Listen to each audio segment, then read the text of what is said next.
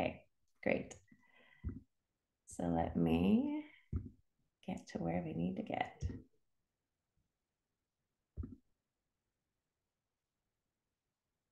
All right.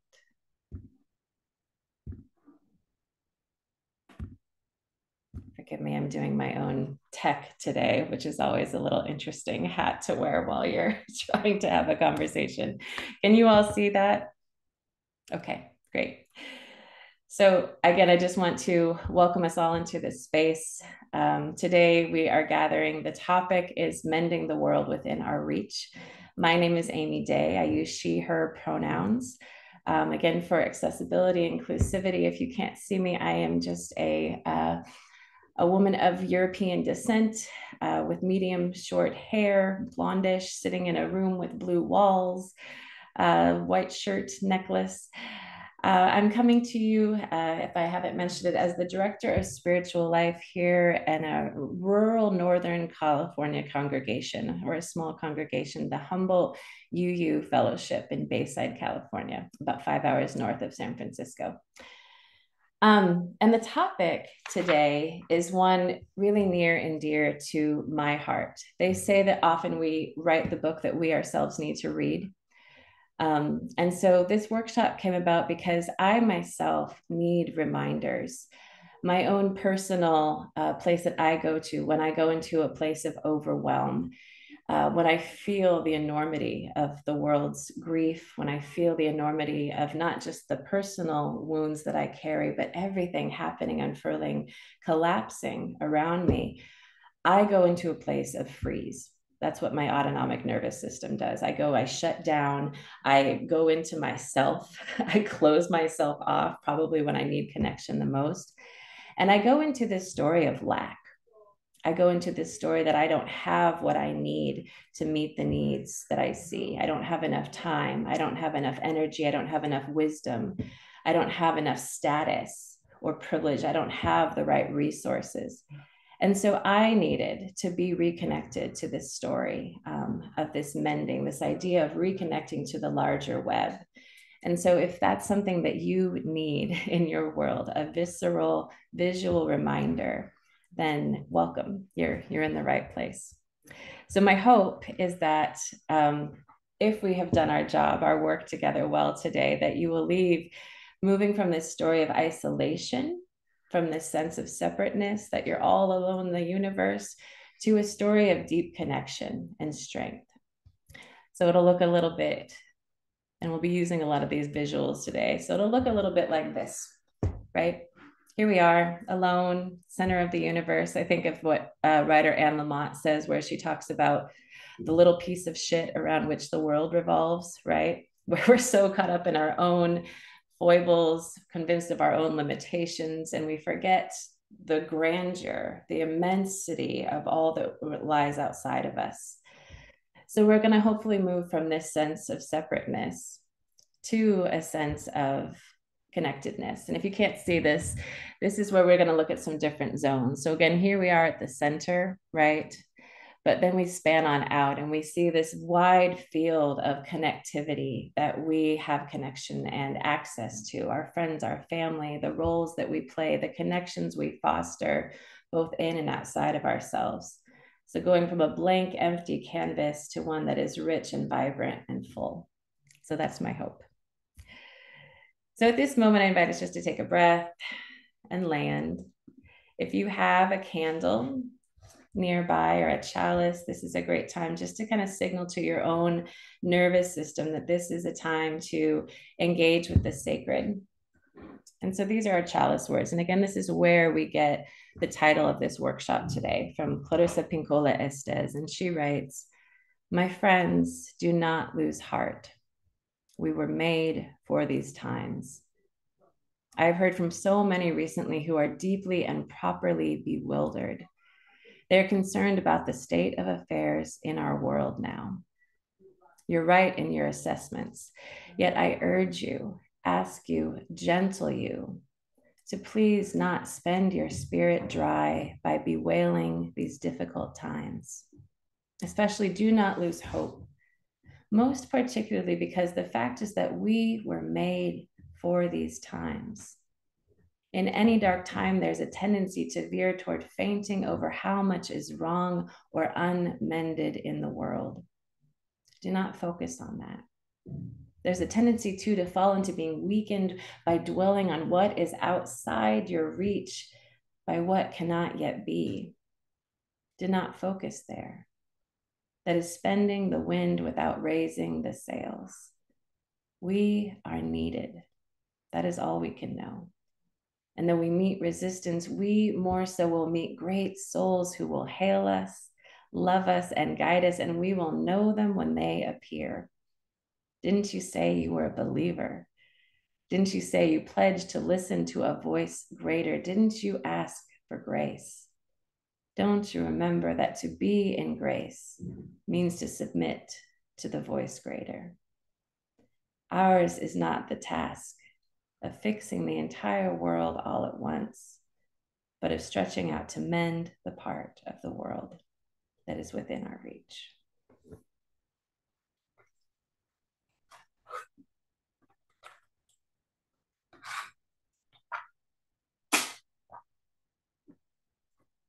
Our candle.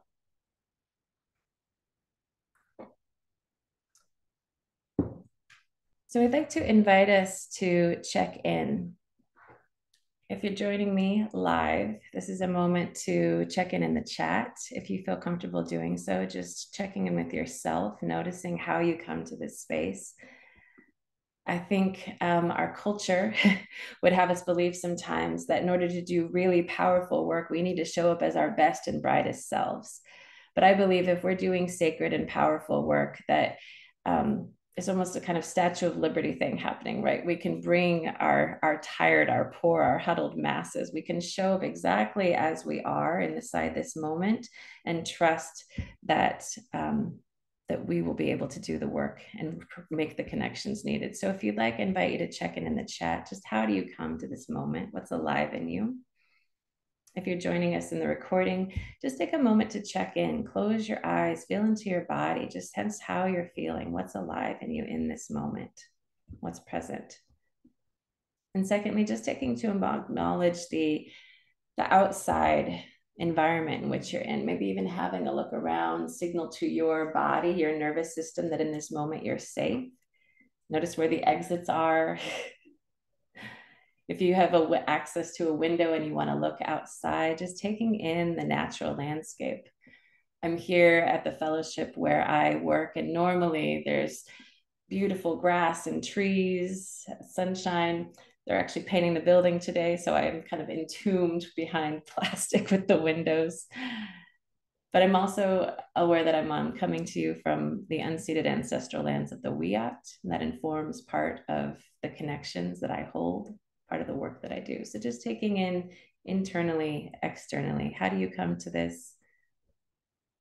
And what is the environment that you're in? Whose land are you on? Thank you. Feeling of overwhelmed. If I stop defending, I'll be overcome. Thank you. I always say when we're doing the joys and sorrows ritual that there's just power in naming, power in being witnessed in whatever place that we're in. Even if no one arises to fix it, there is a certain power in just being witnessed in whatever state we happen to be in. So thank you for naming that. So the next piece of this, beyond checking in, again, our culture has this myth of kind of the self-made individual, right? When we see someone come into prominence, when we see someone come with a great body of work, seemingly out of nowhere, we forget that they're not the front runners. They're not the first people to bring this body of work. Often, if we're bringing something seemingly new into the world, a new body of work, it's because wonderful people have gone before us and done powerful culture making work. And so I just want to kind of show my lineage, if you will, and share with you, especially if you're a researcher and you like to know more. I've pulled heavily from and learned a lot from some of these couple of resources. And the first is the work of Deepa Iyer and her social change ecosystem map. Again, if you're interested, I encourage you to go look her up. She's great.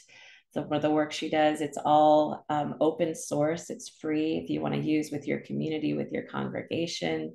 Really, really rich resource. And she talks about centering into our values first and foremost, and then identifying the role that we play in the larger web. Are you a storyteller? Are you a healer?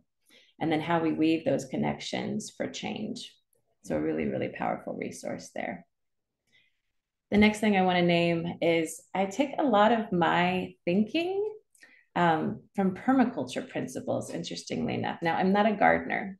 I'm not drawn to that space. I really appreciate beautiful outdoor space. I married a gardener. I think that's probably my way of tending to that. But these are natural earth-based principles, right? We think of them as being from two Australian men, two white European settler men, Bill Mollison and his student David Holmgren. But if you peek back far enough, actually, Mollison will tell you that he didn't come up with these concepts. In fact, what he did was he just observed and wrote down what he was seeing. He was watching the extractive colonial model of working with nature, how we grow our food, how we build culture, how we work with natural resources and build something that can be sustaining and abundant for many. And he was looking at the settler colonial model. And then he looked in contrast to how indigenous people were working with the land, how they were working with one another, how they were building these symbiotic connections between themselves as humans and on their more than human kin. And so I just want to give voice to that because a lot of these principles here show up in other ways and inform my thinking. And we'll look at these a little bit more as we continue. So I'm going to hit pause on this for just a moment. And I wanted to think about where do we start? What's kind of a fun way when we're thinking about change making? Where is a good place to begin? I used to do coaching work with people. And so I would have a lot of people. I thought of myself oftentimes as kind of a water bearer for the people who do the work of kind of watering the world, if you will. So people who were doing a lot of work as therapists, people who were doing a lot of work as change makers, but they would find themselves stuck. And so they would come to me and we'd do some coaching work together. And one of the things I would tell them was look out at some of your forebears, some of your ancestors, if you will, some of the people who are a little bit further ahead of you on the path that you want to walk. Think about your heroes, some of the people who are doing powerful work in the world. That is the kind of the work that you might like to do. And so I invite us now just to take a moment and maybe think about some of our social change heroes, if you will. Who are the people that come to mind when you think of people that are doing powerful work? People could be our contemporaries, could be people that have passed on. And don't think too hard about it. This should be just people that really pop up in your consciousness. A face, a name, someone who's done something that really speaks to you, that resonates, that has made a powerful contribution to the world of social justice and change. And if you want to type that in the chat again, just to share, I invite you to.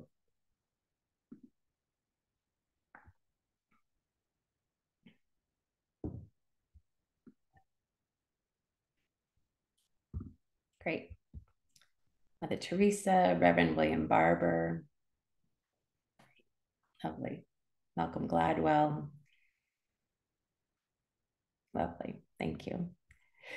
So I want to pull up the slides deck again. And so I think it is telling who some of our heroes are. So when I sat with this question for myself, here's are some of the things that came up for me, some of my own personal social change heroes. And you may be familiar with some of these, you may not.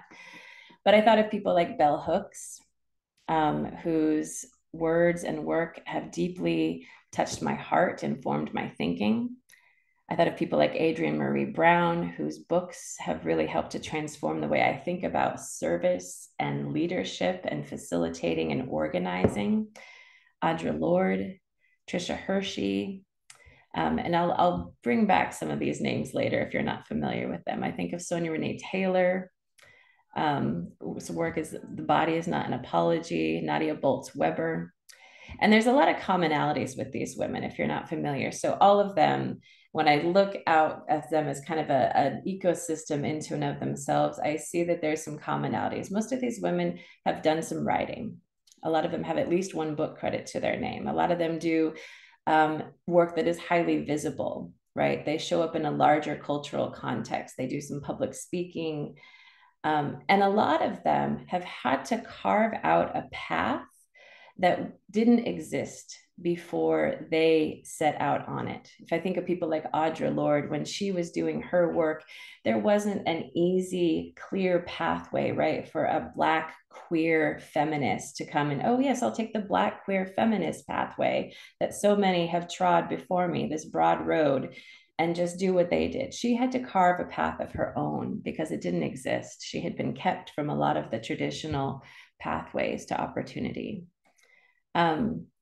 And so that is, I see that commonalities in a lot of these people, and I think that there's some wisdom for me there.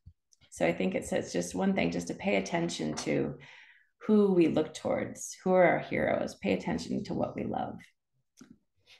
And so if we look at some of these people, some of these heroes and heroines from this idea of them in the middle, this map, right, of interconnection, and we zoom way out to their accomplishments, their outer acclaim, the things that we know them well for. There's some things missing, we see, right? So if we look at, say, Bell Hooks, who's known for being a prolific poet, an acclaimed feminist, an esteemed academic. At one point, Times Magazine named her Woman of the Year. And so she has all these amazing accomplishments that she achieved in her lifetime and informed a lot of the women of my generation, our thinking and our work, and paved the way for us. But what we're missing here, when we just look at what she achieved, her impact, her legacy, we're missing all of this stuff in between, these vital connections, the people and the places and the things and the ideas and the challenges that she had to connect to in order to build this larger body of work. If we look at someone like Adrienne Marie Brown, if you're familiar with her work, I know that she's become very present in a lot of UU circles. I think she even spoke at GA not too long ago. And she has had a huge impact in the way that we think about activism and the way we think about organizing and the way we think about coming to change-making work from a place of sustainable, pleasurable, body-centered community. Just she's done some tremendous work and has formed a lot of my thinking and others. And she has these amazing books that she's created. But again, if I only look at the outer expressions, the success stories, if you will, the things she's had in the larger cultural context, I miss these vast connections in between, the places she has had to move through, the connections she's had to weave, challenges she's had to overcome in order to make this work possible. So I want to go back to this image. And I want to invite you now to make some version of this for yourself. If you've got pen and paper, and it might take several pieces because we're going to be filling these circles in as we go. We're just starting with the blank canvas with us at the center. And we're going to look at some of these zones, some of these webs, these different connections that we can and do and must weave in order to do change-making work in the world. So I want to invite you just to take that minute and draw your circle. It doesn't have to be perfect in any way, shape, or form. And you might just even begin with the first two, the me at the center, and then that innermost circle. Okay. So once you have something resembling that, I want to talk briefly just about where do we start? Once we have our circle with me at the center, what is our anchor? And so for a lot of these different systems, we anchor into our principles, right? We know as Unitarian Universalists, historically, we have used that as our anchor, as the place that we begin and come back to a lot of our work and conversations. We have these guiding principles that help steer us, help us navigate, show us where we want to go. And that's really valuable. We know with Article 2, as things are shifting and the culture is moving, right? There's been a lot of back and forth discussion. We might be moving into this more cluster of values with love right at the center, and then all of these offshoots, things like pluralism and equity and justice. And we're letting those be kind of our guiding force, our compass, right? Deepa Iyer, she also works with that idea of values, anchoring first into our values. What is it that we want to achieve and connect to and let move through us in this world, right? And then we move from there. I want to take a little twist on that today. My personal experience has been that whenever I have learned something truly valuable, whenever I have really moved into a place of deep transformation, and when I learn something that I am then able to pass on to someone else, it's often been from a place of wounding. It's been from a place that brought me to my knees. It's been from a place that I really didn't want to go to. I didn't want to spend time there. I wanted to spend time in what felt light and airy and my strengths. But I've been really asked, especially in these past few years, to tend to those wounds, to look deeply at some of the places where my shadow self, my pain lies. Yeah. I think of if you have ever given birth to a child, or if you're familiar with that process, right? I think of my own birth story. And when you're in that place where the pain is so intense, and all you want to do is shy away from that pain. I had a home birth and I had a team of midwives come to my house. And one of them had been doing this for decades. It was like having a very wise, knowing, loving grandmother in my home. And so it was very comforting just to have her there and know that she would guide me through this process. And at one point, she turned to me. We were about 20 hours in, so tired, so over this experience. I was like, is there a fast forward button? And she looked at me and she very sternly, she was just like, you're moaning wrong. You're doing that wrong. And I'm like, what are you talking about? I'm moaning wrong. And she told me you're every time the pain, the contraction hits, you're turning away from it. You're moaning up in your chest. You're moaning up in your throat, almost as a way to distract yourself from the pain. She's like, it's not helping you. It's like, if you want that moan to work for you, I need you to moan into the pain, into the place where the labor, that work, that sensation that you really don't want to center on is taking place. And so, sure enough, the next time a contraction came, I did what she told me and I moaned into the place of pain, this big grizzly bear mama moan. And she was right. I had to go into that place, the wound, the place I didn't want to go, in order to move through that to get things moving again.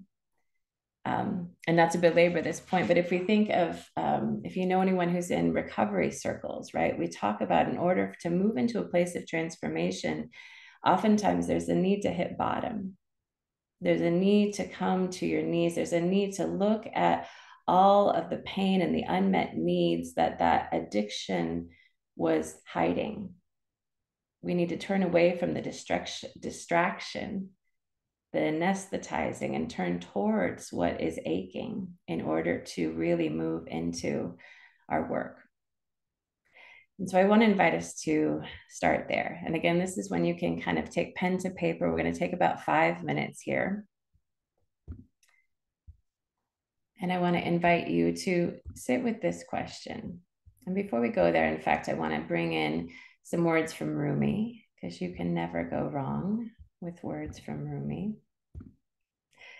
And a lot of us are familiar with this part of the quote, this here at the bottom: the wound is the place where the light enters you.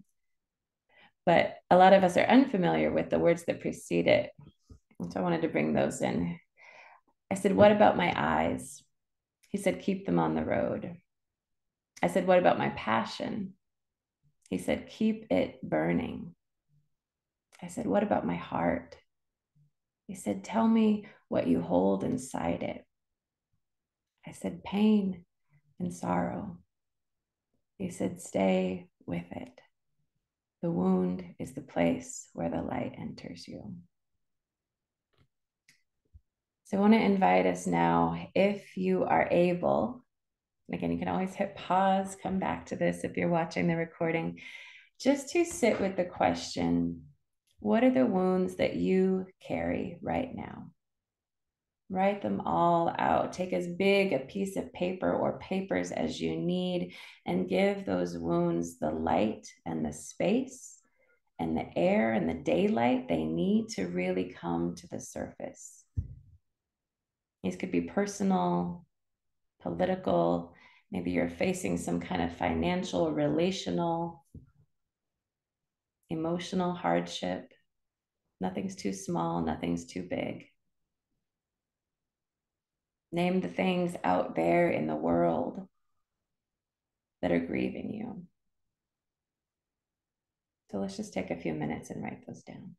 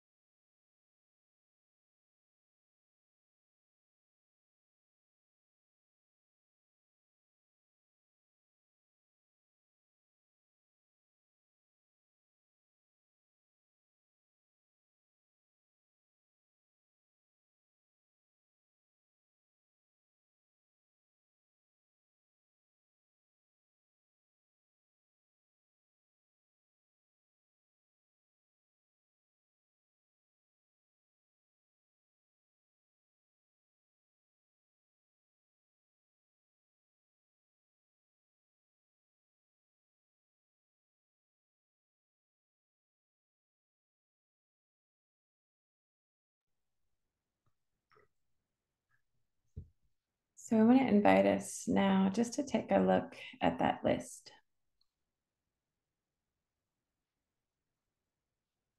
Just scanning the page, seeing what's there. I find sometimes just making even a list like this, there's power in naming it, looking at this long laundry list of all the things we're carrying. It's no wonder that we feel overwhelmed. It's no wonder that we feel subsumed at times by grief. There's a lot that we're being asked to hold at this time, both personally and collectively. So I want to invite us to, again, we are going to keep recording for those folks that are seeing this later. But if you'd like to just name some of those things in the chat, some of the things that are coming up for you, some of the things that you feel safe sharing in a broader context.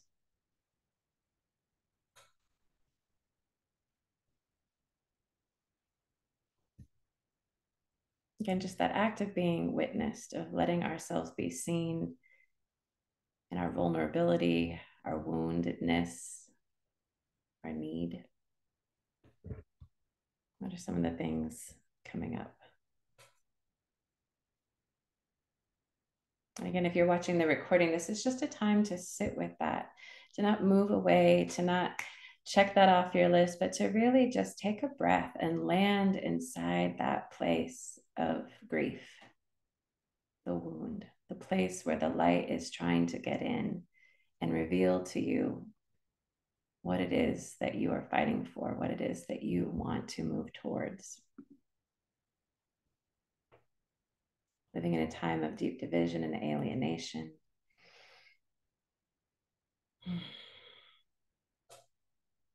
I know a lot of times we talk about the era, the moment that we're living in collectively often is referred to as the meta crisis, because there's so many constellations of crises that seem like they're converging and they're all interconnected, right? We see all the different systems that have been designed to support us unraveling. Grief over an empty nest.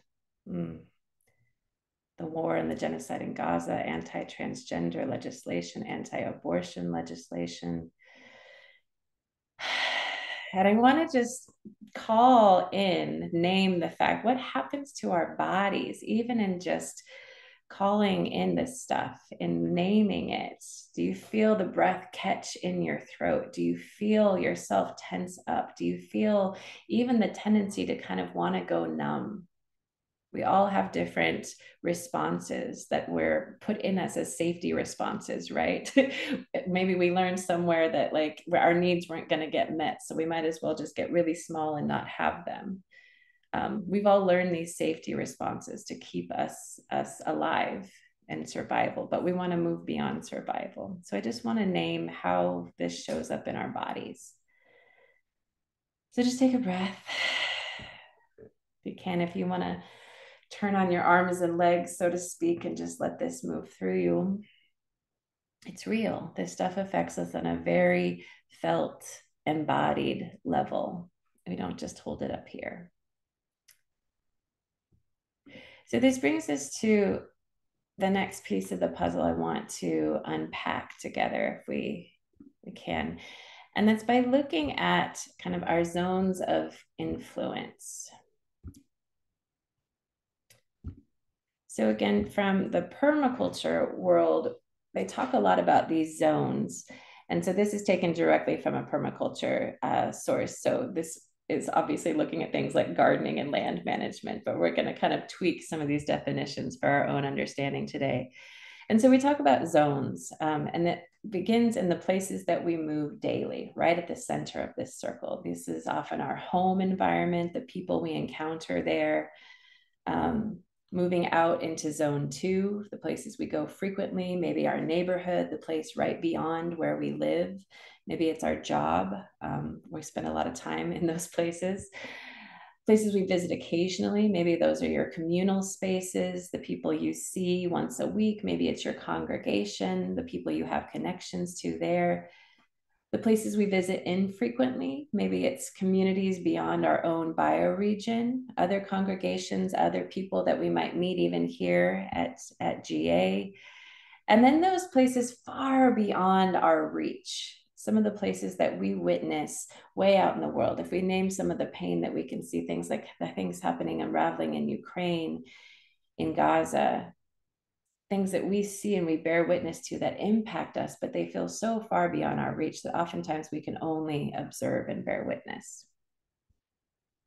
And within this idea of zones, there's even kind of zones within the zones. And so some permaculture thinkers take this beyond zone 1. Before you can even get there to your home environment, you got to think even smaller. You start not even at zone 0, there's zone 00, which is just simply the self.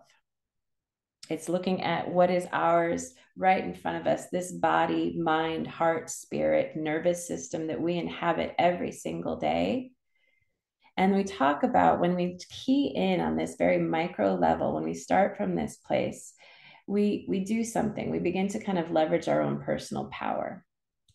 Thinkers talk about our circle of influence. And if we start here, if we anchor here, we get the maximum effect for the minimum effort. This is the place where we often have the most influence. We have the most connection and traction. And if we spend time and effort here, it has a way of expanding out. Whereas if we're spending too much time in those outer layers, worrying, fretting, doom scrolling, right, about all the things beyond our reach, it can actually lead to a sense of disempowerment and can disconnect us from our ability to leverage our connections for good. So This is always what makes me think of. So we're going to look at a little bit of self-care stuff. And this term has been really, really co-opted in some really toxic ways by the overculture. It's come to mean some really kind of gross commodified things. But I want to just remind us when we're talking about caring for our physical, emotional, spiritual selves, I want to remind us of the origins of this term. And it came from Audre Lorde, who was doing radical work for her time and paved a way for us to do the same. And what she said when she coined this term, self care, it was not about bubble baths or manicures and, you know, wine weekends away with your lady friends. No shame, no judgment. If that's, we all have self care that gets practiced in different ways. But her version, her idea of self care was a way that she could resource herself, tend to herself, so that she could go back out and do the work that was needed. She looked at herself as a finite and valuable resource, a thread that was needed in the larger web. But in order to do that work, she had to start here and she had to do that work of tending. And so I just always love to remind us of this quote: caring for myself is not self-indulgence, it is self-preservation. And that is an act of political warfare. This term has radical roots.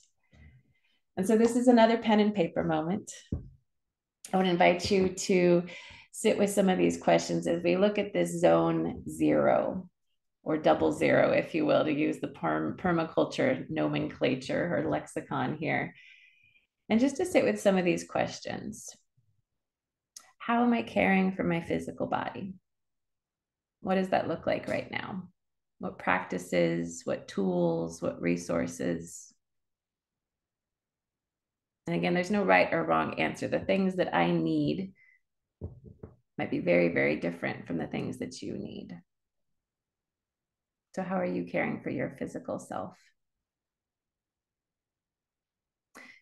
The second question, what are my spiritual practices like? However you define that, however you connect to spirit, to source, to your source of inspiration and sense of buoyancy and hope and something bigger than yourself. What do those practices look like? And how often am I getting to do them? Right? We may have some really, really wonderful, amazing, elaborate things that we get to do that we define as spiritual practice. But if we're only doing them once a month, are they really doing us too much good? So, what are we doing on a regular basis to tend to our spiritual selves? What is my relationship to rest? Creating space, allowing myself to replenish. And how am I making space in my world for that which brings me joy? So that's a lot. So I want to just again invite us to pause and spend about 5 minutes just working with those questions on the page. See what shows up.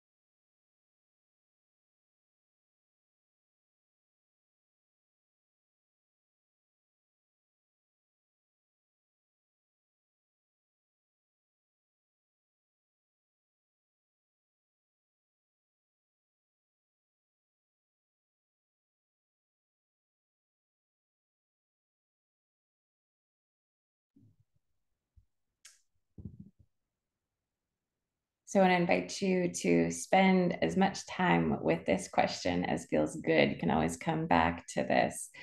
For me, when I explore some of these questions, This is some of the things that show up in my circle. And so this is my personal zone 00, right? My physical, emotional, and spiritual self. There's some of the things that I've learned through trial and error. In fact, I will say most of these practices have arisen from what we might refer to as the wound, as from a need. I came to a place of imbalance. I noticed an unmet need in myself. And so developed a practice. I didn't do any of this because it seemed like a good idea at the time. It seemed like the virtuous thing to do. Maybe you're one of those people that does something because it's a good idea, or you read somewhere in a book you should do that. Good on you. I am often the person that needs to come to a place of imbalance. I need things to go wrong or sideways for me to bring in these types of supports and practices. So you can see it's just some of the things I incorporate just as a way to feel better in my own body, to regulate my nervous system, to feel grounded and supported. These are the things that work for me, and I do them imperfectly. I have plenty of times where I lose the thread, where I come into places of imbalance and I don't get to do these practices as often as I'd like. And then I come back to it, that remembering, that forgetting, that rupture and repair. These are things I know that I can always come back to that will support me. And so the next piece of this is we move out in the circle. And again, this is an opportunity if you are someone that is aided by having a visual. And it can help just to have this. If at the end of our time together, you have a lovely, colorful, filled in web that you can look at, that you can put on your wall somewhere and say, hey, whenever I think that I'm isolated and separate and alone, I have this beautiful, colorful reminder of actually, no, that's a falsity. That's a false narrative. So if you want to take a little bit of time today or elsewhere, just to fill in some of these circles, I invite you to do so. The next piece of this is to look at some of the identities that we carry. So again, a little pen to paper moment just to contemplate some of the ways that we move inside the world, both in our home environment, that zone 1, right? But also within our communities, our congregations, the places we show up on a regular basis. What are some of the roles that we inhabit? And again, just to use myself as an example, if I were to look at this, these are some of the things that come up just naturally. I'm a mother. I'm a partner. I'm a writer. I'm a teacher. I'm a facilitator. I identify as someone who's creative. I identify as a community builder. And these are things I've cultivated that I've spent time doing. Some of these things come rather easily. Some things I've had to work at.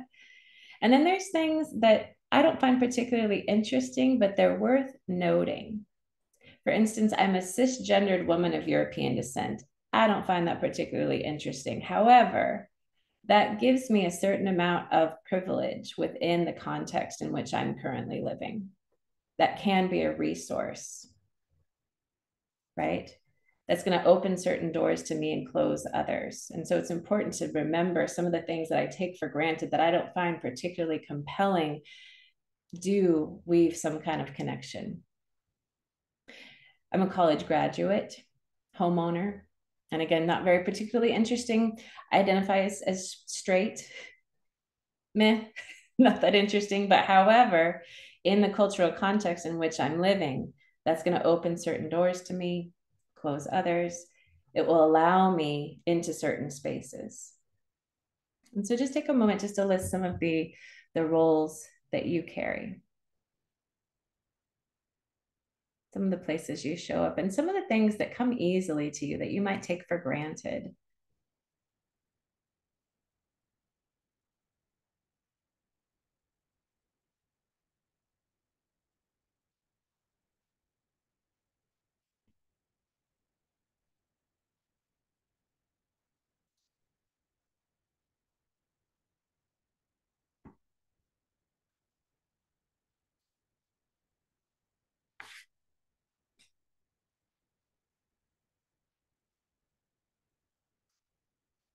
And so again, as we just continue building this web of connections. We're going to take some of this information that we're gathering here and input it into our little web that we're building, our zones of influence.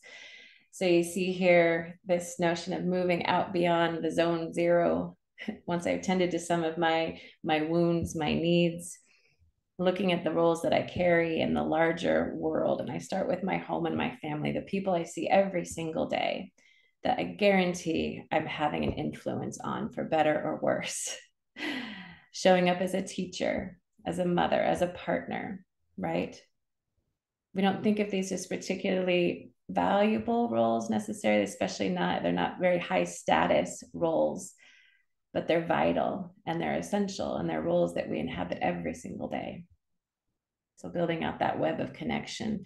If we take a layer further, we look at zones 1 and 2 here, our friendships, our community connections. This is where some of those roles begin to expand. I see myself, again, continuing to be a teacher, a facilitator. This is where that public face as a cisgendered woman of European descent, again, not that interesting, but it will open certain doors to me. It carries a certain amount of privilege. So just some of these things as we begin to expand out. And again, I want to invite you, I can make these slides available later if that is something that would be useful to you. Just to begin to build out this web. You at the center, the tools you carry, the roles you inhabit, the people, the zones of influence that you have just by virtue of being you and the role that you inhabit within your particular ecosystem. Finally, it's a lot of information. We're going to hit pause in a moment too and do a little bit of digesting here. I want to invite us to sit with the question, who and what are you connected to? And again, this can be a lot of those things that we take for granted. It's our human and more than human kin, the people and places and things that we have access to. And again, I'll just bring this in before I hit pause and just let us all spend some time with pen to paper. For me, this is what my list looks like, my web, as I look beyond myself to who and what I'm connected to. I live in a rural context, right? I have access to amazingly beautiful natural places. So much so that I kind of forget that sometimes. Oftentimes it takes people coming to my hometown to be like, oh yeah, that national park. Oh yeah, that beach. We should go there. I take it for granted, but it's a resource that I have. I have good neighbors. I have powerful mentors and elders that have played a huge role in the work that I do and am able to do. I have teachers, some whom I never met, who I've only read their books or followed their work, listened to their podcasts. I have wonderful connections at my child's school, great rapport with the staff there and other parents. I can leverage those connections. I have wonderful connections with this fellowship, this congregation that I serve. That's a whole other web into and of itself. Rich, valuable, immense connections there. I have my family, the one I have created as a resource, and also a tertiary relationship to my family of origin. I have a writing group that I've been meeting with once a month for years now. We use writing as a spiritual practice, really not for much else, but they're a very important part of my own healing and how I get my needs met, how I learn and grow and process things. And I consider my connection to source, to creator, to spirit, to something bigger than myself as a powerful resource and connection. So again, I just want to invite you to take a moment and just to populate your own list there. What does that look like for you? What are some of the connections you carry?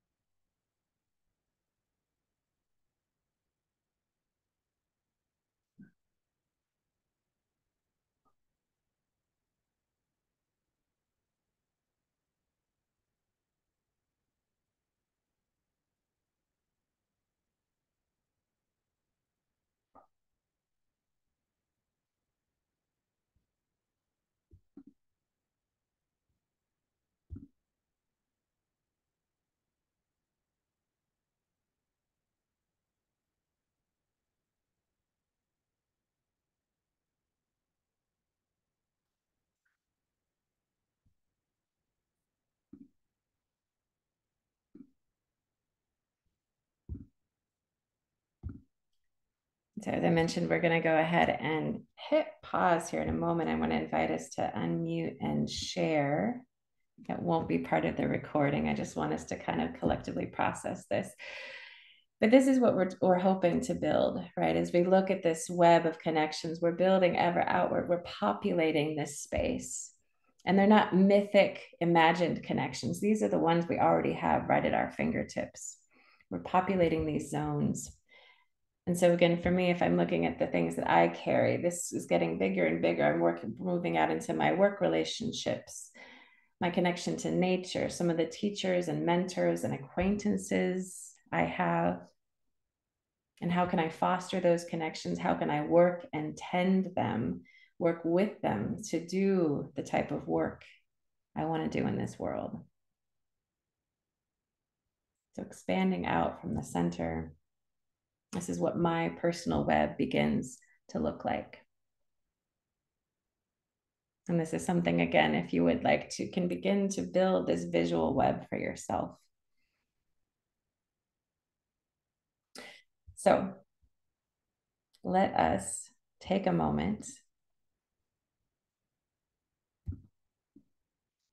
find where that lovely pause recording button is. There we go.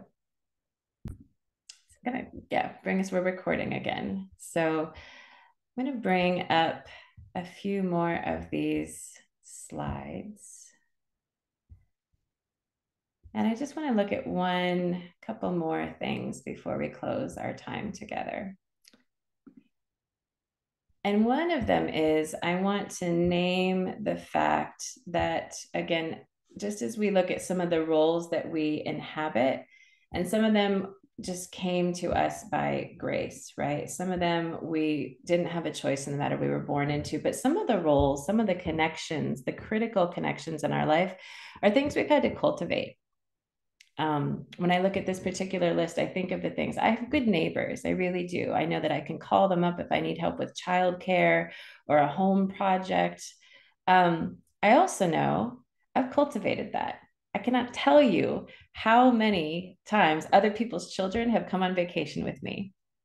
I cannot tell you how many other people's children have sat at my kitchen table as I've helped them with a project that we kind of taken into our pod. If I think during COVID, at one point there were so many children moving. I have a single biological child, but at one point there were so many children moving in and out of my house. I had would have half a dozen of them at a time, sometimes for an entire day. Very joyfully, I might add. I didn't do this begrudgingly. This was just something I took on.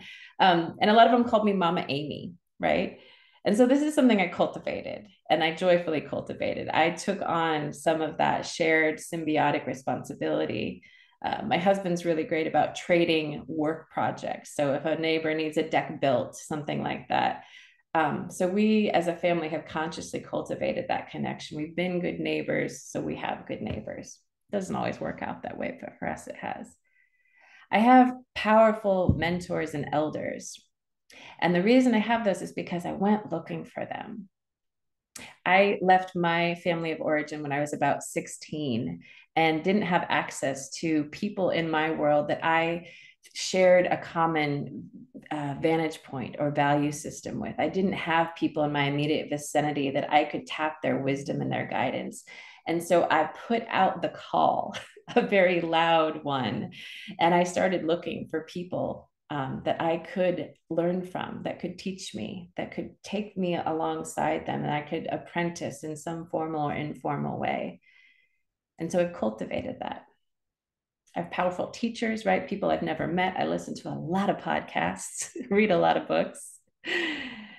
The people at my child's school, again, and the parents and the staff there. I spend a lot of time there. I volunteer, I show up. And that's how those connections have been woven. And again, just as we named before, just that personal spiritual connection. I spend time there because I know I need it. And so I've cultivated that as a resource, and that's important to name.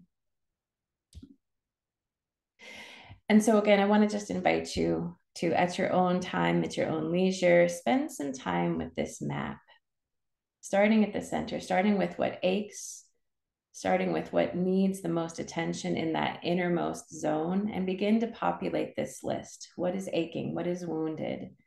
And what are some of the remedies you have? Some of the tools, some of the practices? What are some of the connections? And begin to build this map out.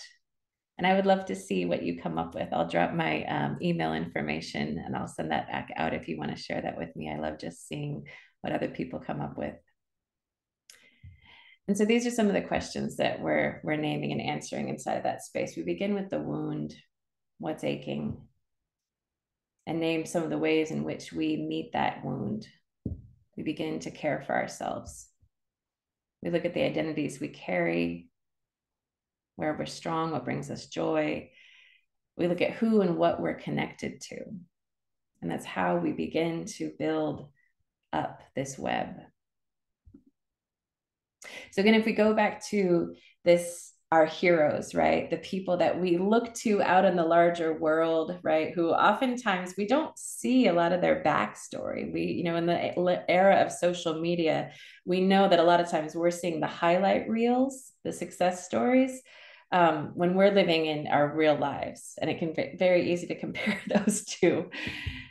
And so if we apply this notion to some of our heroes, we peel back and we begin to populate those zones. Here's what we might come up with. So this is one example I wanted to look at. This is Trisha Hershey. And she's someone whose work I followed online for a while, and she's become fairly prolific in a lot of collective liberation circles, and with very, very good reason.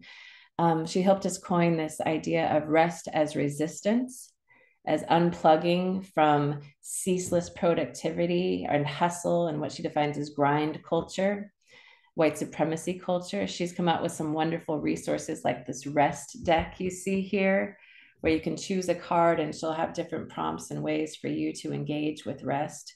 She wrote this beautiful book. She has some other wonderful things that she's done in the larger culture, but she started from a place of exhaustion. She was a woman who was doing her Master's of Divinity training just right as the Black Lives Matter movement was beginning to gain traction. She was also raising a young son. And then she had some tragedy. She had some loss. She had some deep wounds come up during the time that she was taking on this stressful work of doing her graduate degree. She was robbed at one point in the company of her young son. She had experienced several deaths and losses in her immediate family of origin. And she found that she was feeling this enormous, and not to mention just what was happening in the larger cultural context, being a Black woman where Black bodies were increasingly being violently attacked, and living with the weight of that as well. And so one thing that she started noticing that she needed a lot of naps. She came to such a place of fatigue and exhaustion that she just started napping more, taking a break right in the middle of a busy day. And rather than do one more thing, attend to one more need, she just looked and said, I need to rest. And rather than looking at that as something to be overcome, something that she needed to fix, maybe she needed to get on medication, she chose to make napping her work. Rest as a form of resistance, rest as resistance to capitalist extractive culture, rest as a form of resistance to racialized capitalism and this idea that we have to constantly be striving and working. And so she's created a movement based on turning towards her own need. And so I just wanted to lift that up because this is something that we can do as well. And so this is one final question I want to leave you with to spend some time on and to come back to again and again, if you can. How are you fostering those critical connections in your own life and web? How are you doing that intricate work of weaving? And I want to just share one final story here, if I may. And not because I think stories about me are all that terribly fascinating or if I have a grand success story, but just I hope it can be useful. I mentioned at the beginning of our time, my title at the fellowship that I serve, my title is Director of Spiritual Life. And this wasn't a title that existed before I came here. This has been a lay-led community for many years. We've had many part-time professional ministers. And so the way this particular story plays out and some of the tools that I employed, some of the practices that I used to work engage some of those critical connections. Let me go ahead and hit stop share for just a moment. So the way this story played out, about 6 years ago, I was a very chronically underemployed woman. I had done I had college education. I'd had a lot of additional training, really looking for work that would be fulfilling and meaningful and hopefully compensate me in a way that felt somewhat equitable. And that was really, really hard to come by. I had labor that I was doing as a parent, really, in some ways, loving parenting my small child, but also knowing that there was something more. I needed to be doing work that engaged my intellect, that used some of my inherent skills and gifts. I worked a lot as behind the scenes, as often women in heterosexual partnerships do, right? I was doing a lot of work as a wife, supporting my family in the non-compensated ways we do, as my husband was doing the work of making money for our home. But I needed something more. I needed meaningful, visible work that could connect and be impactful in a broader context. And so one day, my friend, who is currently serving as the DRE, Director of Religious Education, for this fellowship, she came to me and she said, "You know what? Our minister, he's retiring. I think you should apply for the job." And I kind of looked at her. I was like, "I'm sorry, what? What are you talking about?" First of all, I'm not qualified. I have some training, but I don't have a master's of divinity. That's not my title. That's not my training. That's not my background. Second of all, religion, it's been a long time since I've stepped foot in any kind of religious context. I thought that I was done with that part of my life. I don't know if that's the place I need to be. And third of all, what? And so, but I couldn't deny that this need, what that sparked in me, there was this thing that arose in me as soon as she said that. I knew that there was something there, something beyond me. It spoke to a need that I hadn't even known I had, to do the type of work that felt meaningful and impactful and that utilized my inherent roles and skills and abilities that I've been cultivating. And so I sought out a mentor. I sat down with her, a woman who continues to mentor me in this work and has been connected to this fellowship. I said, "What do you think of this?"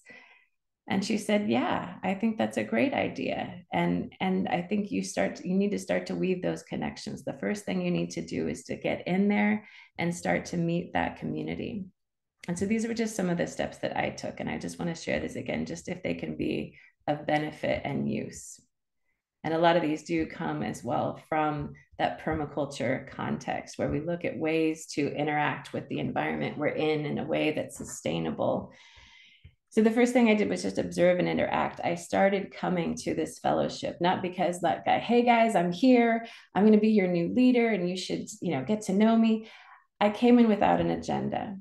I came just to sit and be in this space and be in the company of this community and just see what arose in me. And I noticed just how it felt to be in the company of the people, the community here, what it sparked in me, how it opened my heart in a way that I didn't know it had been closed for a really long time. Just observing, interacting, being a part of the fabric here. I use small and slow solutions, again, another permaculture concept. When I first started paid work here at the fellowship, I started off as the youth choir director for a whopping 4 hours a month. And I showed up on Sundays and I worked with the children. And again, it was a skill I had, I was happy to do. Pretty low stakes, pretty low commitment, didn't look like much. And then eventually I started to work in RE. Eventually my title shifted as there was another need, coming into this role as a fellowship engagement, kind of a membership director position, until finally there was a need. There was a need for a leader. And so more finally into this shared ministry team that I'm now a part of, outside of the normal pathways. I've worked with this idea of accepting self-regulation, accepting feedback. I have had to get good at failing forward. This has been a lot of growing edges. I've had to get really, really good at trying out ideas that seem really, really great on paper. And when I put them out into the world, they didn't necessarily go the way I thought they would.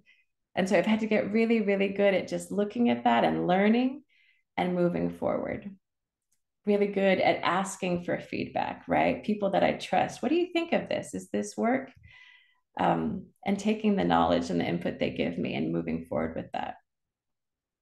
I had to creatively use and respond to change. Again, if we look at the past 5 years and what they have asked of us, a lot of the things that we used to rely upon have asked us to develop new skill sets, new tools. Some of the things that we relied upon pre-pandemic are not the tools that seem to be serving us anymore. We've had to find new ways to move and lead and serve. I've had to get really, really good at asking for help, which is a big one, right? Especially when we pride ourselves on being very strong, self-sufficient. I've had to get good at asking for help, to admitting, I can't do this on my own. This is the spot that I'm going to need more of that connection, that web. And then the last one here, I want to speak to this idea of obtain a yield. We come into a lot of the work that we feel called to with a specific idea in mind, right? We look to some of our heroes who've made books. They've made this large cultural impact. And we say, oh, I want to do something like that. I want to write a book that millions of people are going to read and their hearts and minds will be changed. And I'm going to make money and be able to donate that to all these different places. Great. Maybe your dream looks totally different than mine. We don't get to determine what that final end product, that yield, will look like. When we're starting from the center, when we're starting from that place, that need that is within us that needs to be expressed, we don't get to determine what the fruits of our labor are going to look like. We're just called to keep planting. We're called to keep showing up, to keep cultivating those webs of connection, not because we get to determine the end goal, but because this work of connection is the work to which we're called.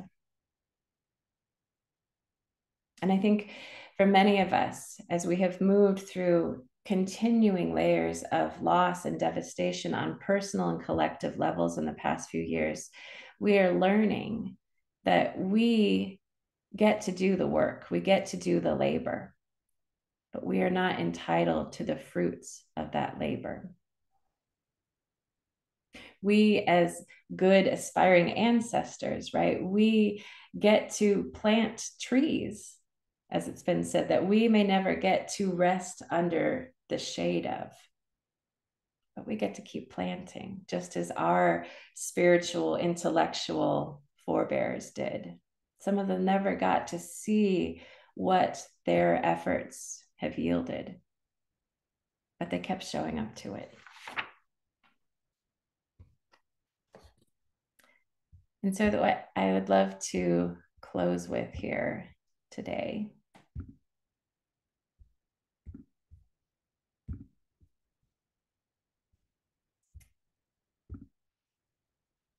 I want to say a huge thank you. Pardon me, just this part of accepting feedback. I did a little trial run with some of my beloveds from this congregation yesterday, and they were very gracious with their time and energy. This workshop actually looked quite different just 24 hours ago. So I want to thank Bonnie McGregor, Bertie Welty, Corazon Amada for showing up for me, as well as my husband, who did a lot of the domestic duties yesterday so that I could center on this. I want to thank all of you, you three, and everyone watching this recording for just showing up to this and being a part of this conversation. I think it's necessary, and I hope that you have been nourished in some way in this time. So thank you for making this a thing, a co-created experience. And so as we close our time and we come to the end of the recorded experience, let us just take again one more breath and anchor into the words that inspired this whole talk, this whole circle, this exploration. Again, from Clarissa Pinkola Estes, she writes, What is needed for dramatic change is an accumulation of acts, adding to, adding more, and continuing. We know that it does not take everyone on earth to bring justice and peace, but only a small, determined group who will not give up during the first, second, or 100th gale. There will always be times when you feel discouraged. I too have felt despair many times in my life, but I do not keep a chair for it. I will not entertain it. It is not allowed to eat from my plate. And the reason is this: in my uttermost bones, I know something, as do you. It is that there can be no despair when you remember why you came to earth, who you serve, and who sent you here. The good words we say, the good deeds we do are not ours. They're the words and the deeds of the one who brought us here. And I would add to this even, they are the ones that belong to the whole, the beautiful web to which we are connected. In that spirit, I hope you will write this on your wall. When a great ship is in harbor and moored, it is safe. There can be no doubt. But that is not what great ships are built for. Ours is not the task of fixing the entire world all at once, but of stretching out to mend the part of the web that is within our reach.